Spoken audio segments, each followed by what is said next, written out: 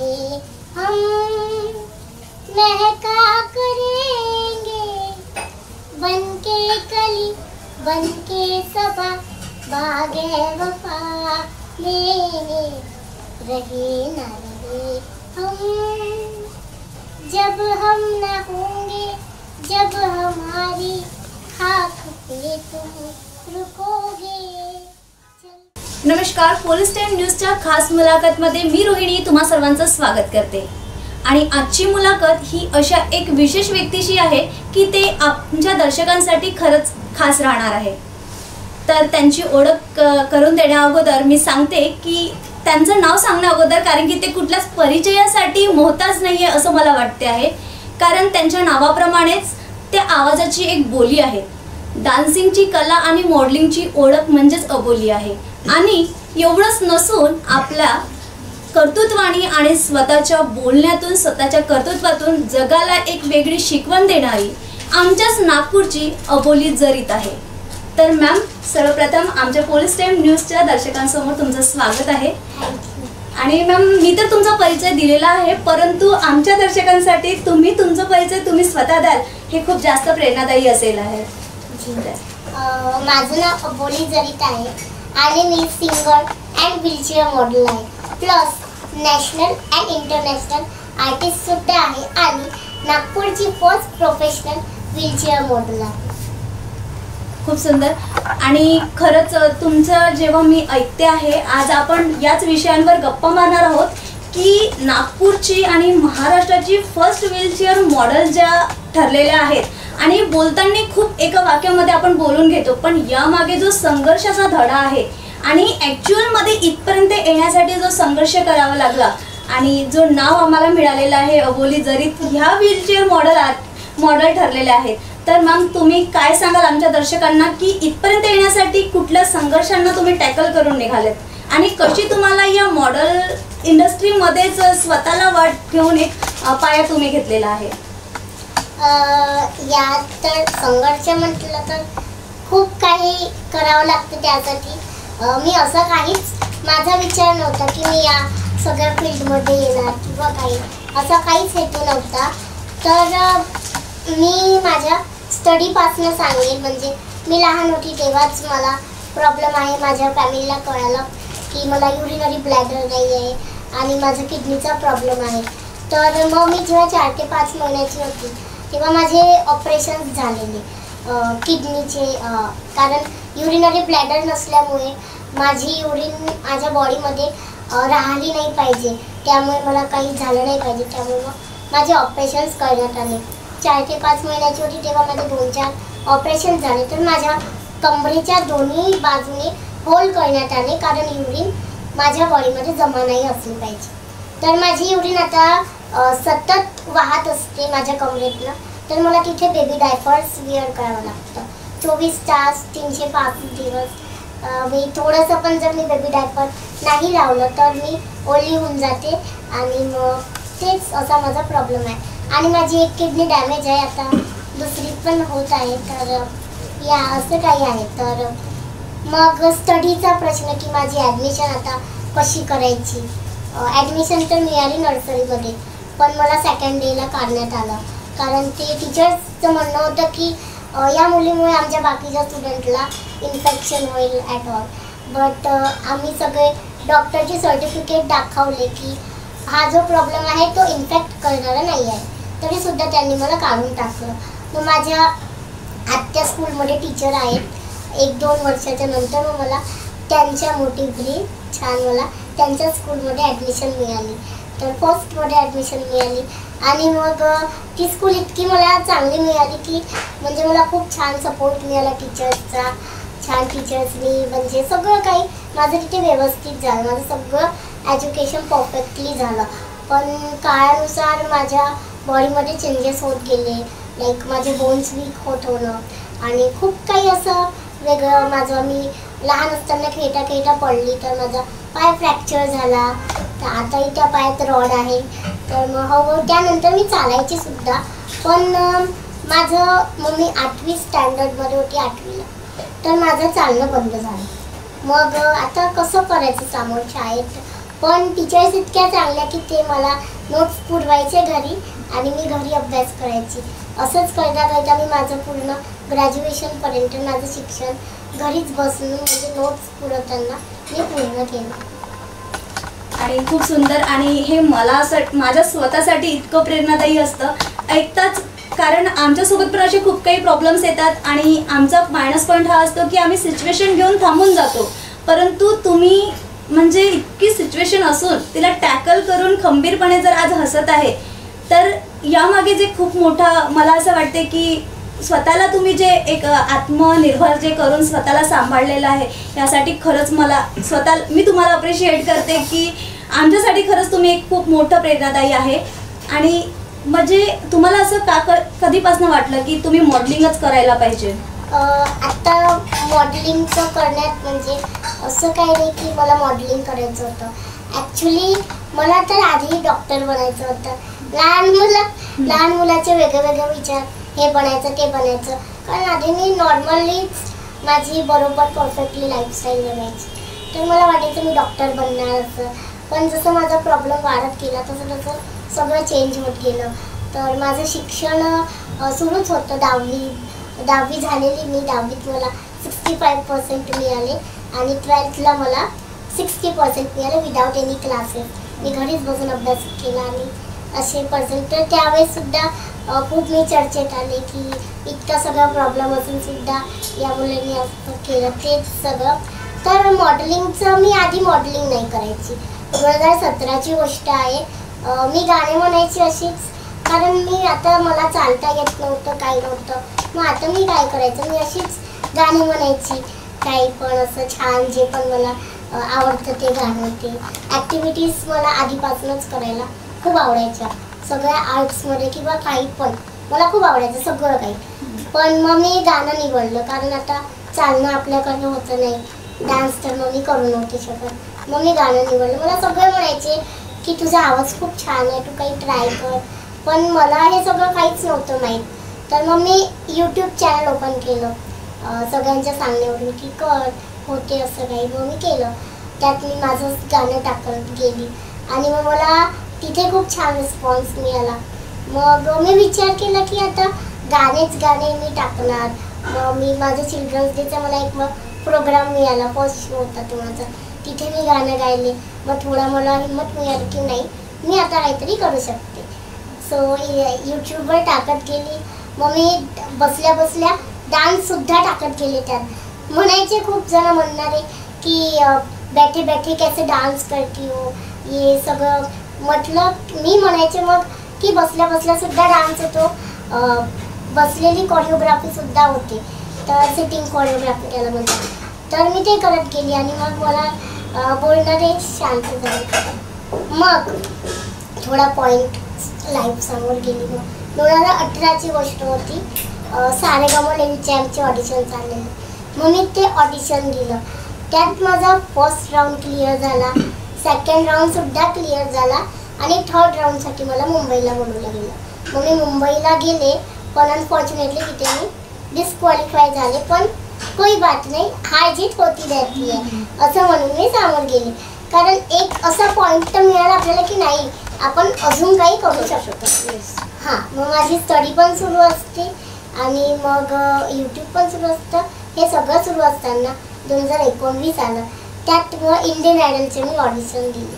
त्यातसुद्धा माझा first round second round clear झाला आणि ते जसे माझ्याकडे आले आणि खूप सारे आपल्या नागपूरमधून तिथे कंटेस्टंट होते. पण मला म्हणायचे की इनको की अलग बिठाया है, म्हणजे प्रत्येकाचा नजरिया वेगळा. मग ते माझ्याकडे आले टीमचे मेंबर की आपका थर्ड राउंड में नहीं, डायरेक्ट टीवी राउंड के लिए सिलेक्शन हुआ है. तर तो एक इतका वेगळा टर्निंग पॉईंट होता माझ्यासाठी की म्हणजे मी शब्दात सुद्धा नाही सांगू शकत. मग आम्ही गेलो मुंबईला. आमचं शूट झालं, सगळं झालं आणि इतकं छान नेहा मॅमनी मला प्रॉमिस केलं. अनु सरने मला म्हटलं, अनु मलिक सरने, कि हम अपने इंडियन आइडल के तलाश में हैं, बट मेरी नज़र में मेरा इंडियन आइडल मेरे सामने बैठा. क्या बात है. असं त्यांनी मला बोलले. नेहा मॅमने सुद्धा मला प्रॉमिस केलं की जब मुझे खुश होना होगा और अगर खुश रहने के लिए मुझे किसी को याद करना पड़ेगा तो वो होगी अबोली. Yes, exactly. आम्ही पण तेच म्हणू आणि आमच्या दर्शकांना पण तेच सांगू की खरंच तुम्ही आमच्यासाठी एक प्रेरणादायी आहे. आणि एवढं मोठं दुःख देऊन जर तुम्ही इतकं सुंदर हसते आहेत आणि तुमच्या हसण्यामागचा तो संघर्षपूर्ण लपतो आहे, ते आमच्यासाठी सुद्धा पण तेच राहणार आहे. तर मग त्या विशाल सरांनी मला म्हटलं की इसको शेर कहते हैं असं. नेहा मॅमचं प्रॉमिस ते अजून सुद्धा करत आहे की म्हणजे ते मला अजून विसरले नाही आहे. माझ्यासाठी खूप चांगली गोष्ट आहे. माझ्या व्हिडिओला ते लाईक करतात, शेअर करतात, कमेंटसुद्धा करतात. मैं आपको हमेशा जिंदगी भर याद रखने वाली. मी त्यांना म्हटलं की मैं तो आपको रखती because she is my favourite. मग या सगळ्या गोष्टीमध्ये कधी कधी असे शब्द आले असतील ज्या शब्दाने तुम्ही निराश झाले असेल, कधी असे शब्द असतील जे शब्द मनाला लागले असतील, तर त्यातून तुम्ही कसे पुढे निघून आणखी पुन्हा स्वतःला प्रेरणा देऊन उभे राहिलात? बघा, मनाला लागलेल्या गोष्टी अशा तर माझ्या बाबतीत म्हणजे असे बोलणारे व्यक्ती खूप बोलतात, पण असं मी काही मनाला नाही लावून घेत. कारण आपण जितकं ते मनाला लावून घेऊ तितकं आपण डिप्रेस होऊ, प्रॉब्लेम होईल. त्यामुळे जे पण कोणी काही पण बोलते त्याला लक्ष नाही द्यायचं, एक स्माईल करायचं आणि सामोरे जायचं. कुठला पण प्रसंग हो किंवा काही पण हो. तुमचं प्रेरणास्थान कोण होतं किंवा कोण आहे आता पण? माझं प्रेरणास्थान आता बघा, मी जितकं माझ्या याच्यातून मी शिकलेली आहे की मी जितकं स्ट्रगल केलं, जितकं काही म्हणजे अजूनही मला करावं लागतं, तर मी माझ्याच प्रेरणादायी मी स्वतःलाच समजते. खूप जास्त महत्त्वाचं आहे की संघर्ष करत असताना येणाऱ्या अशा कित्येक प्रॉब्लेम असतात. त्या सिच्युएशनमध्ये कधी रडणं, कधी हसणं किंवा कधी स्वतःला थांबवणं, पण या सगळ्या गोष्टी न करता स्वतःला स्वबळावर उभं ठेवणं हे खूप जास्त महत्त्वाचं आहे. आणि आज आम्ही अबोली जरीत यांच्या मार्फत ऐकतच आहोत. पुन्हा मॅम, यानंतर माझा हा प्रश्न तुमच्यासाठी राहणार आहे की जी आता आमची युवा पिढी आहे, तर युवा पिढीला जर असं काहीतरी वेगळं करायचं असेल तर त्यांना तुम्ही आपल्या मार्फत काय सल्ला देणार? काही वेगळं करायचं असलं, आता बघा, मी माझा सल्ला तर देईन, पण प्रत्येकाचा पॉईंट ऑफ व्ह्यू काही वेगळा असतो. लाईक कुणाला डान्स करायचा असतो, कुणाला सिंगिंग, कुणाला अभ्यासातच सामोरं जायचं असतं. तर प्रत्येकाच्या माइंडसेटनुसार प्रत्येकजण काही ना काही करत असतो. पण या अशा काही गोष्टी येतात त्यांच्यासमोर, मी माझं सुद्धा सांगते माझ्यासमोर, पण मी त्या गोष्टीतलं लक्ष नाही देत.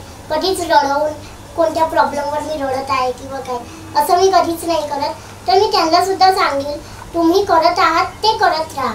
आपल्या मनाला पक्क करा की नाही मला याच फील्डमध्ये जायचं आहे, मला हेच करायचं आहे. आपल्या फॅमिलीला सांगा आणि या फॅमिलीला सुद्धा सपोर्ट करायला पाहिजे. कारण अशा भरपूरशा फॅमिली असतात, आपल्या मुलांना काही करायचं आहे पण ते सपोर्टिव्ह नसतात. सो मुलं थोडी डिप्रेस होतात मग की याची फॅमिली कशी चांगली आहे, मग मला का असं नाही. त्यामुळे मुलांना डिप्रेस नाही व्हायला पाहिजे. मग ते कुठल्या पण वयाचे मुलं असतो, लाईक मोठे लहान, कारण आजकाल लहान लहान मुलंसुद्धा डिप्रेशनमध्ये जातात. सो मी हेच सांगेल, काही पण प्रॉब्लेम असो त्याला एका म्हणजे तुम्ही असं त्या प्रॉब्लेमला जितकं जवळ घ्याल तितकं तो आपल्याकडे येईल. आणि जितकं त्याला तुम्ही म्हणाल घ्या हे तर जाते, तर मग तो चालला जाईल. तर या त्या प्रॉब्लेमकडे लक्ष नाही द्यायचं, त्याला स्माईलसोबत बस जाऊ द्यायचं, ते मग आपोआप चाललं जातं. खूप सुंदर. आज तुम्ही बोलत आहे कारण तुम्ही ते सगळं टॅकल केलं म्हणून तुम्ही बोलू शकत आहे. परंतु माझा नंतरचा प्रश्न हा तुमच्यासाठी खूप जास्त महत्त्वाचा राहील आहे की आता सध्याच्या सिच्युएशनमध्ये मिडल क्लास फॅमिलीमधून तुम्ही बिलॉंग करता आणि जी सिच्युएशन तुम्ही आहे, ज्या परिस्थितीत तुम्ही आहात, या परिस्थितीतून या सगळ्या गोष्टींना समोरे घेऊन आपल्या अंदर असलेल्या कलांना जे कुठे लोक थांबून जातात की हे नाही होऊ शकत आणि अक्षरशः अबोली जरीत या पर्सनॅलिटीला जर आम्ही प्रेझेंट करतोय तर कोणी म्हणणारच नाही की ही डान्सिंग करेल किंवा ही मॉडेलिंग करू शकते किंवा ही खूप सुंदर मेकअप आर्टिस्ट आहे. आणि सगळ्यात मोठी आणि महत्त्वाची गोष्ट जी जास्त अट्रॅक्ट करते ती आहे त्यांचा ड्रेसिंग सेन्स. या सगळ्या गोष्टी जेव्हा मी बघते तर माझा हा प्रश्न राहील की एका मिडल क्लास फॅमिलीमध्ये असल्यानंतर आपल्या कलांना लोकांपर्यंत आणून आणि तितकंच न ठेवता त्याची एक वेगळी ओळख देऊन तुम्ही आज इथपर्यंत आल्यात, तर यामागे सर्वात मोठा पाठिंबा तुम्हाला कोणाचा होता? सगळ्यात मोठा पाठिंबा, हा प्रश्न खूप चांगला आहे. तर मी मिडल क्लास फॅमिलीतनंच बिलॉंग करते. असं काही नाही की म्हणजे मला सगळ्या गोष्टी छान अशा परफेक्ट दिसतात, पण तसं काही नसतं, जे दिसतं तसं नसतं, काही नाही. तर मला यात माझ्या फॅमिलीने खूप चांगला सपोर्ट केलेला आहे. कारण जर आपल्याला फॅमिलीचा पाठिंबा असतो तर आपण काही पण करू शकतो, आणि देव जर आपल्यासोबत आहे तरी सुद्धा आपण सगळंच काही करू शकतो की नाही.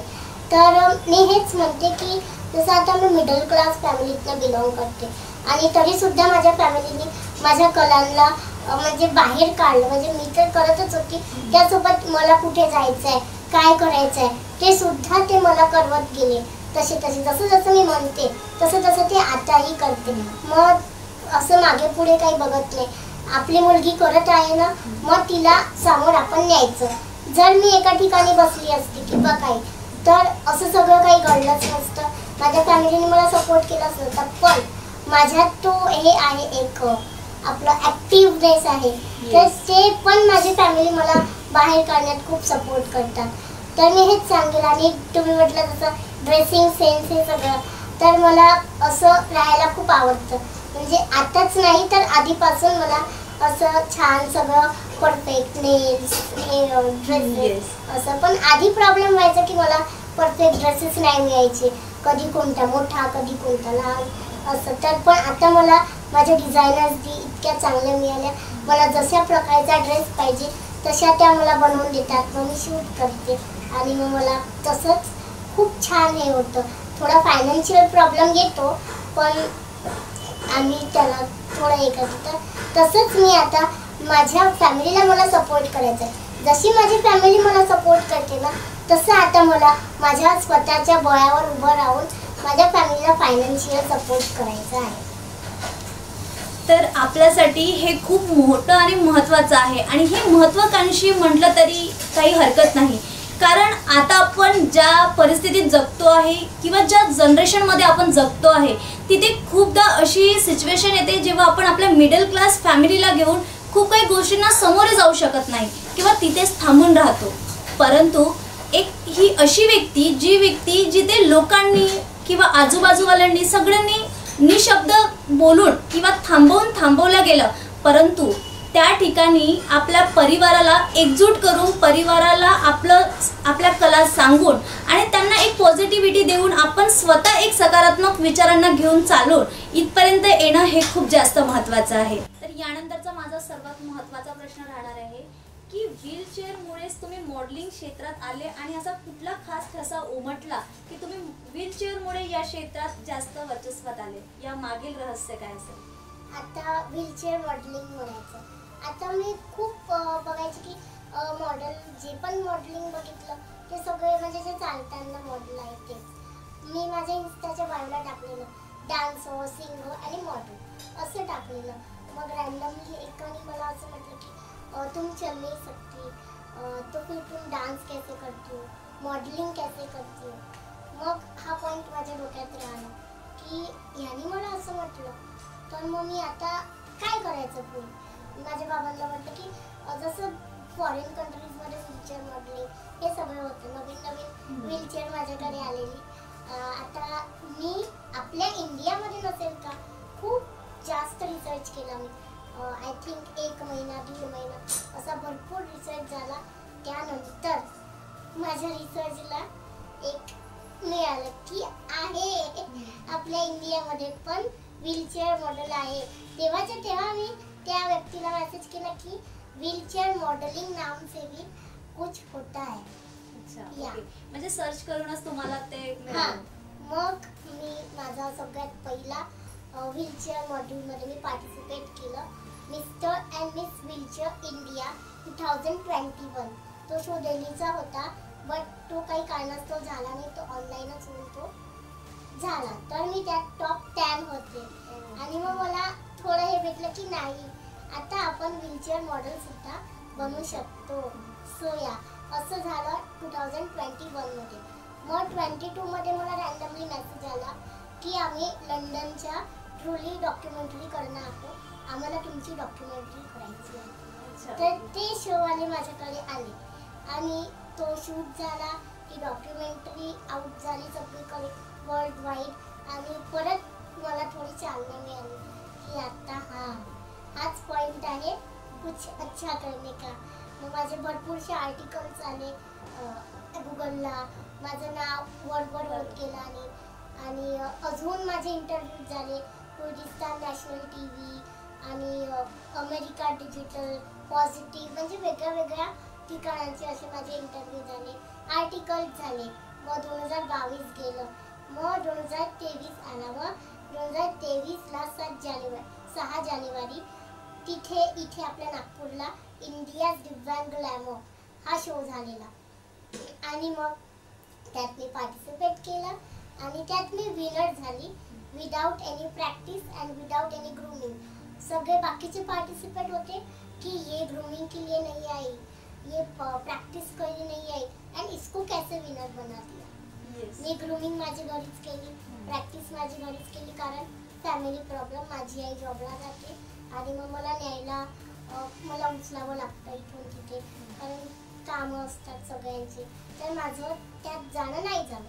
म्हणून मी सगळं सांगितलं तिथे की असा असा प्रॉब्लेम आहे, म्हणून मी नाही येऊ शकेल. तरी सुद्धा बाकीचे पार्टिसिपेट काही म्हणायचे मी विनर तर झाले, घरी तर आले विनर होऊन. आणि छान अशी प्रोफेशनल मॉडेल हा विनर हा थप्पा मला लागला की या मी क्राऊन होल्डर झाली आणि फायनली मी दाखवून दिलं की मी एक मॉडेल सुद्धा आहे. सो मला ते खूप टॉर्चर करायचं. त्यांनी मला 1 वीक टॉर्चर केलं की शायद न्यूज़पेपर वालों को हमारा मेकअप अच्छा नहीं लगा, इसलिए हमारा फोटो नहीं डाला, इसलिए हमारा इंटरव्यू नहीं लिया और क्या किसी को भी विनर बना दिया, ऐसा वैसा. मग मी त्यांना हसत रिप्लाय द्यायचे की बघा बाहेर, म्हणजे एवढा लहान माइंडसेट कोणी कसं ठेवू शकतो. येस, बरोबर. आता जजचा तो स्वतःचा प्रश्न असतो की आपल्याला कोणाला विनर करायचा आणि कोणाला नाही. मी सांगितलं की हा जजेसचा प्रश्न आहे की तुम्हाला कोणाला विनर करायचं. तसं त्यांनी मला विनर केलं, दॅट्स इट. पण तरी सुद्धा छोटा माइंडसेट. सो या. तर त्या क्षणी असं काही झालं का की खूप लोकांचे शब्द तुमच्या सोबतच डिरेक्टली त्यांनी बोललेत की मागे बोलले? नाही, माझ्या समोरच त्या ग्रुपवरच आमचा जो तो मॉडेलचा ग्रुप होता, सगळ्या मॉडेल्स माझ्या मागे लागलेल्या. इसको कैसे बना दिया ऑल सगळं. म्हणजे असं जर माझ्या ठिकाणी दुसरा कोणी व्यक्ती असता तर तो डिप्रेस झाला असता किंवा त्यांनी एक नवीन मीटिंग ठेवली की नया विनर अनाउन्स करेंगे ॲट ऑल. एवढा कमी माइंडसेट कोण कसा ठेवू शकते. ते पण पार्टिसिपेटच. आपण नवीन मीटिंग ठेवू, नवीन विनर अनाउन्स करू, असं कुठल्या कॉम्पिटिशन मध्ये होतं का. जो विनर झालाय तो झालाय ना, है की नाही. मग झालं, ते सगळं झालं आणि तो प्रश्न फायनली सुटला आणि आता माझ्यासोबत सगळं चांगले बोलतात. काय झालं. मग त्या सिच्युएशन मध्ये असं झालं का की तुम्ही काही क्षणासाठी निराश झाले असेल किंवा असं वाटलं असेल की नाही आपण आता त्यावेळेस काय वाटलं, काय रिॲक्ट होता तुमचा?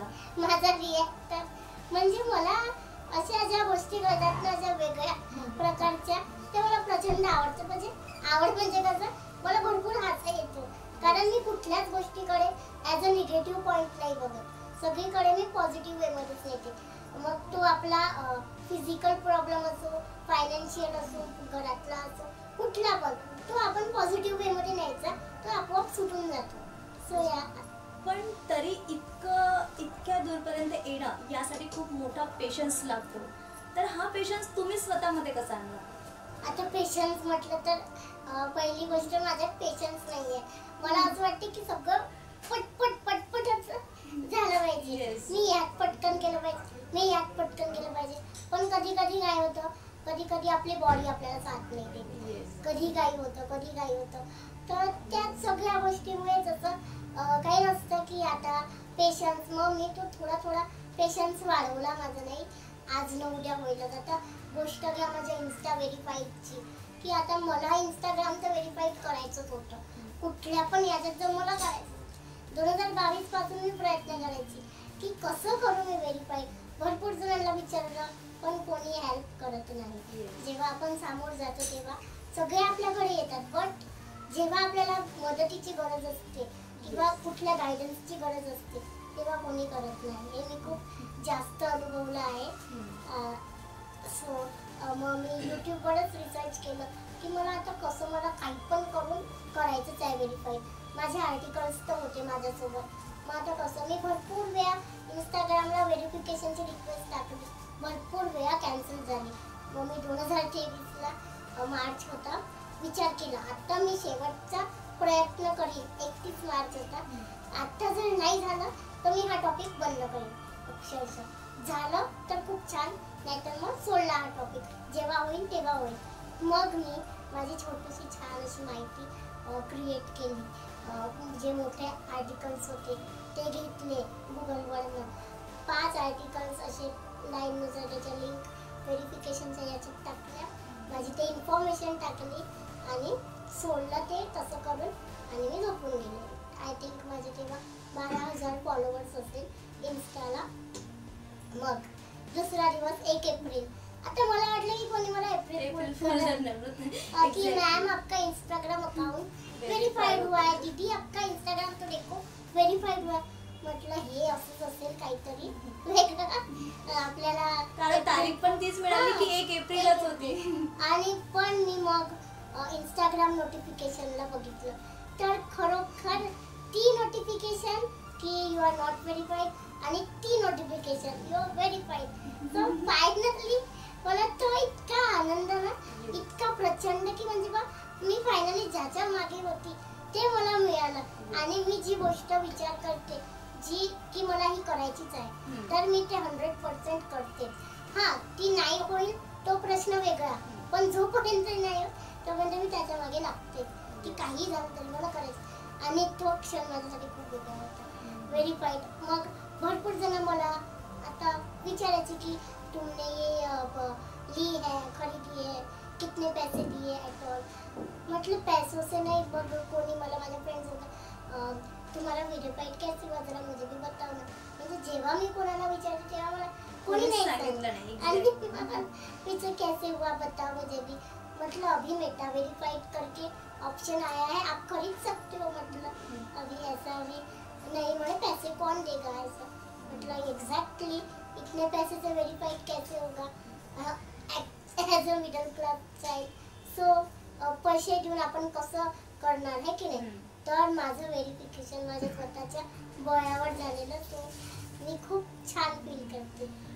यासाठी मला पण हा राहील तुमच्यासाठी प्रश्न की खरंच आहे जे तुम्ही करत आहे म्हणजे जिथे विचारधारा थांबून गेलेली आहे. कारण तुम्ही फक्त 4 दिवालीच्या आतमध्ये असून सुद्धा स्वतःचा माइंड इतका ॲक्टिव्ह ठेवून इतक्या बाहेरच्या सगळ्या गोष्टींमध्ये तुम्हाला स्वतःमध्ये एक इंटरेस्ट आणणं आणि करत असताना पुन्हा निगेटिव्हिटी येणं, पुन्हा तुम्ही नकारात्मकच्या जवळ जाऊन पुन्हा सकारात्मक होणं, म्हणजे हे कन्सिस्टन्सी तुमच्यासोबत होत आहे. म्हणजे तुम्ही एक काम करायला जाताय तर कोणीतरी असं काहीतरी होऊन जातं की बोलून जात आहे किंवा मग तुमच्यासोबतच ते निगेटिव्ह होत आहे. परंतु या सर्व गोष्टींना लक्षात घेऊन तो पेशन्स तुम्ही ठेवून आज पुन्हा तिथे उभे झालेले आहेत. त्यासाठी मला खरंच म्हणजे शब्दच आज माझ्याकडे राहिलेले नाही यानंतर की मी कसे तुमचे शब्दात व्यक्त करू. परंतु यासाठी नंतरचा प्रश्न माझा हे आहे की तुमचे जे दैनंदिन जीवन आहे, जसं दिनचर्या तुमची मॉर्निंग पासून सुरू होते तेव्हापासून अशा कुठल्या कुठल्या गोष्टी आहेत ज्यांना तुम्हाला टॅकल करून त्याच्याने तुम्हाला असं वाटतं की मला त्रास होतो आणि तो क्षण तर येतच असेल दिवसभरात की ॲटलिस्ट असं नको व्हायला होतं. आता तुम्ही म्हटलं की असं नको व्हायला होतं, असं नको व्हायला होतं. हा पॉईंट मी कधीच माझ्या मनात किंवा माझ्या माइंडमध्ये ठेवत नाही. कारण जो होता है वो अच्छे के लिए होता है आणि प्रॉब्लेम तो है सबके साथ. बस नजरिये की है बात. आपण जो नजरिया ठेवू त्याच नजरियाने आपल्यासोबत सगळं काही होणार. सो मी माझं कधीच असं ठेवत नाही की असं नको व्हायला होतं, तसं नको व्हायला होतं. जे होत आहे ते होऊ द्यायचं. कारण लाईफ आपल्याला एकच वेळा मिळते. समोर काय होईल, 1-1 मिनिटांनी काय होईल काही सांगता नाही. तर जसं आहे तसं एक्सेप्ट करून आपण सामोरं जायचं. एक छानशी स्माइल देऊन आपण पण आनंदात राहायचं, दुसऱ्यांना पण आनंदात ठेवायचं. की कारण जर आपण आनंदात नाही तर आपली फॅमिली पण आनंदात नाही. आपण आनंदात तर आपली फॅमिली आनंदात. आणि सगळं काही मला करायला आवडतं लाईक शूट्स हे ते. तर माझ्याकडून मी अशी अपेक्षा करते की माझ्याकडून दुसऱ्यांना काही शिकायला मिळालं पाहिजे. लाईक जे पण माझ्याकडून सामोरच्यासाठी होईल ते मी करायचा खूप प्रयत्न करते. आणि दिनचर्या म्हटलं तर दिनचर्या रोज काही ना काही प्रॉब्लेम येतच असतो. लाईक सकाळी उठण्यापासून रात्री झोपण्यापर्यंत मी स्वतः झोपू शकते पण स्वतः उठू नाही शकत. मी माझं स्वतःने स्वतः काहीच नाही करू शकत.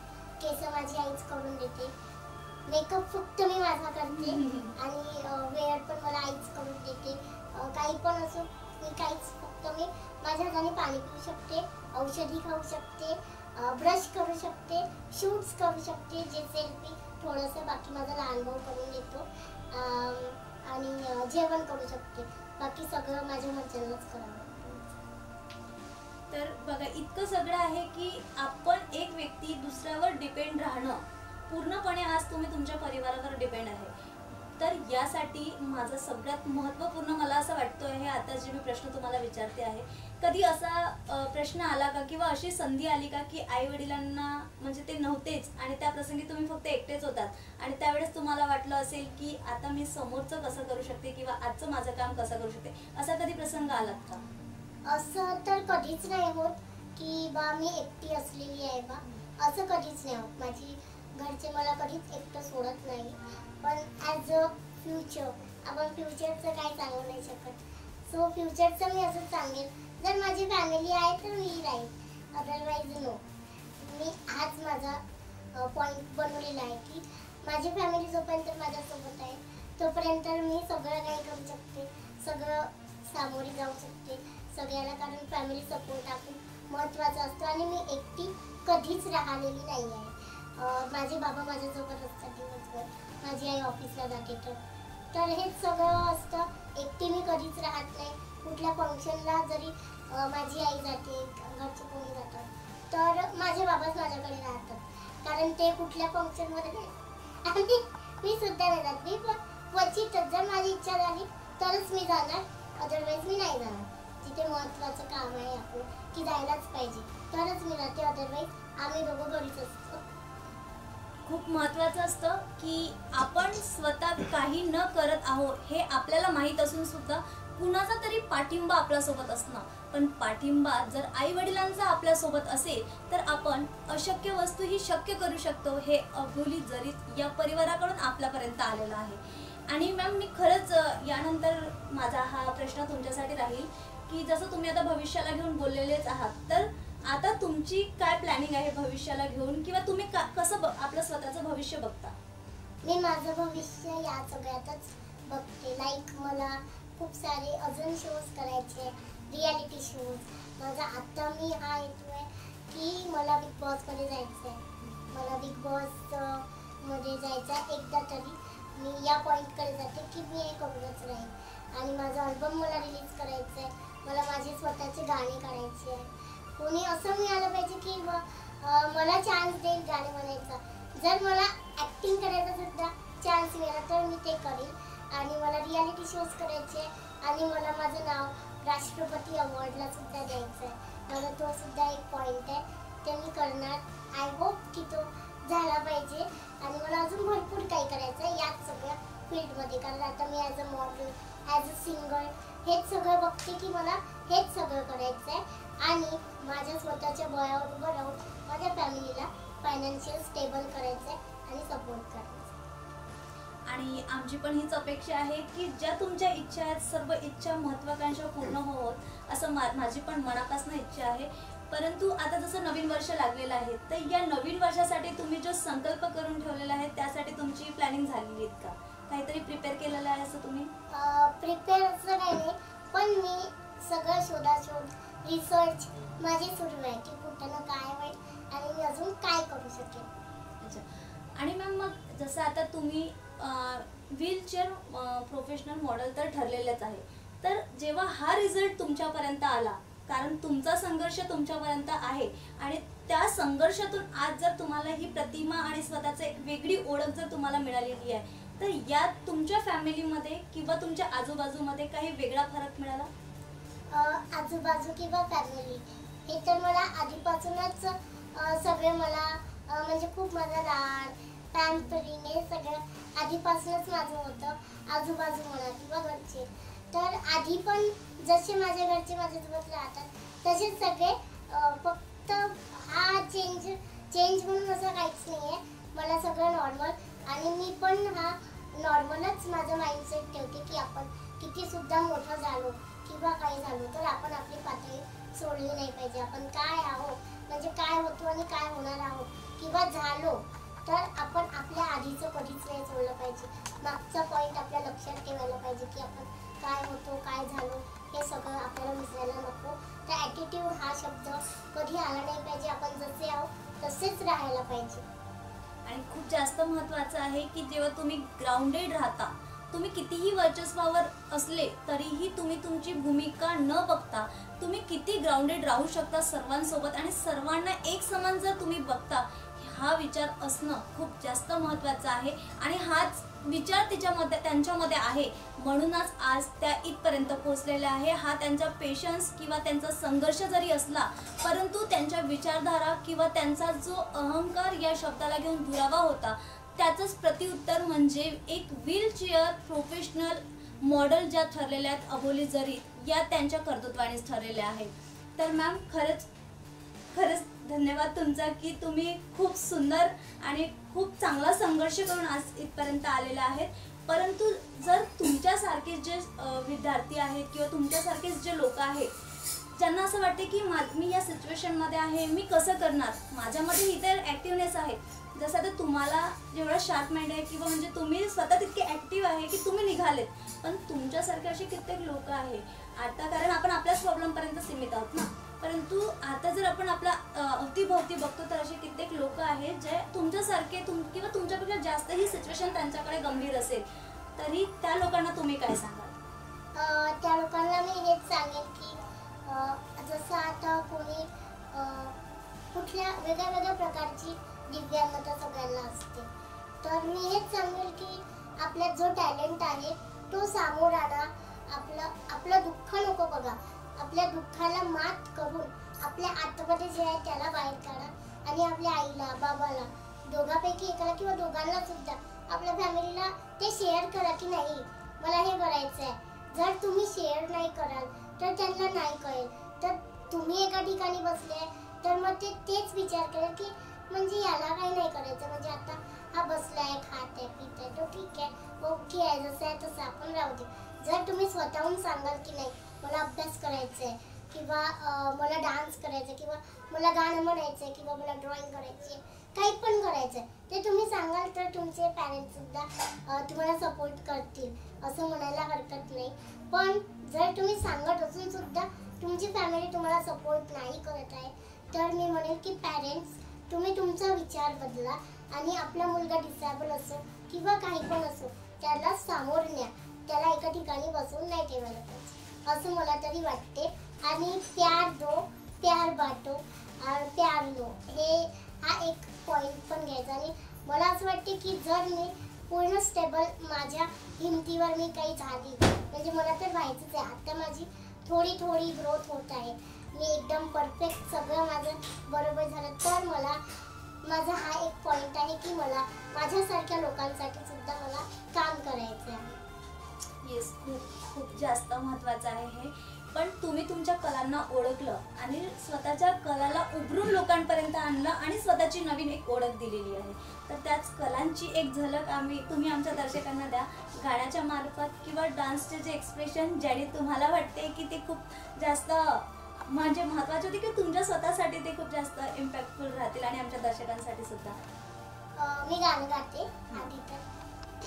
तुझसे नाराज नहीं जिंदगी हैरान हूँ मैं, हैरान हूँ मैं तेरे मासूम सवालों से परेशान हूँ मैं, परेशान हूँ मैं जीने के लिए सोचा ही नहीं दर्द संभालने होंगे, मुस्कुराए तो मुस्कुराने के कर्ज उतारने होंगे, मुस्कुराऊं कभी तो लगता है जैसे होठों पे कर्ज रखा है, तुझसे नाराज नहीं जिंदगी हैरान हूँ मैं,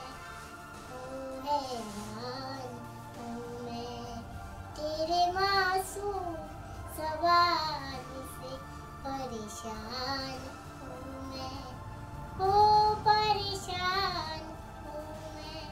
थँक यू. खूप सुंदर आणि खरंच गाण्याच्या बोलातच अगदी स्वतःच्या आयुष्याचं एक रहस्य लपलेलं त्यांनी सांगितलेलं आहे की जिंदगी चाहे तू कैसी भी हो लेकिन मैं जिंदगी तुझसे नाराज नहीं हूँ।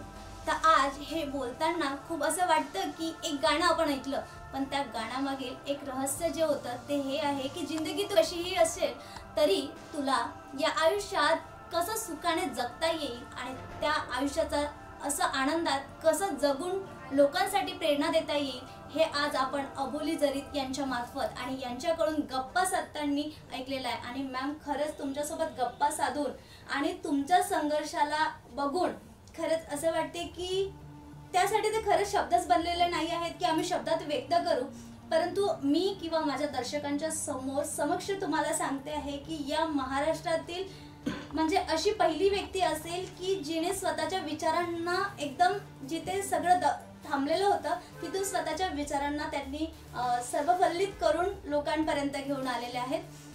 तर आज मी तुम्हाला पहिलेच म्हटलं होतं की आज आपण अशा विशेष मुलाखतीत एका अशा व्यक्तीला आणणार आहोत जी मुलाखत आपल्यासाठी खरंच विशेष ठरणार होती।